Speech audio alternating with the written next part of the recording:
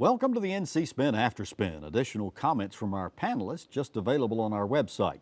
John Hood, I want to ask you, what do you wish you had said on last week's show, but you didn't? Well, at the end of the show, I dangled out the possibility that Governor Cooper, who has been complaining a lot about separation of powers lately, sometimes for good reason, is now in the midst of violating separation of powers by attempting to levy online sales taxes on a variety of new vendors under the Wayfair, the Supreme Court decision out of South Dakota.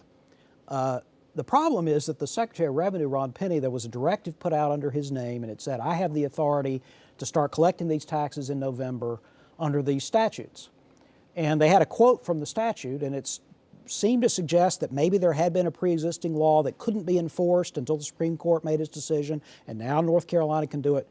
But they selectively quoted it. If you read the very next sentence that they didn't quote, it contradicted the entire idea. It said that just if a company has an internet site and does advertising that happens to include North Carolina, that is not considered doing business in North Carolina, which is exactly the claim they were making. I think that... But didn't the court say differently? No, the court said that states can, if they wish, tax out-of-state vendors that don't have a physical presence or any kind of other nexus in the state. The nexus argument was changed so that it's easy to qualify.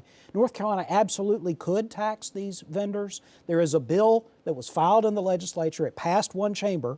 It didn't pass the other chamber. Governor Cooper basically copied from the bill and issued a directive. Now, if this reminds you of, various presidents saying, well, if the Congress won't do something, I'll just do it by executive order. That's what this is. It is a violation, I think, of the separation of powers. They ought not to have done it. Let the legislature come in. They're already going to come in after the election for whatever they have in mind, and they could at that time enact this bill, and that'd be the end of it from a constitutional perspective. Juicy.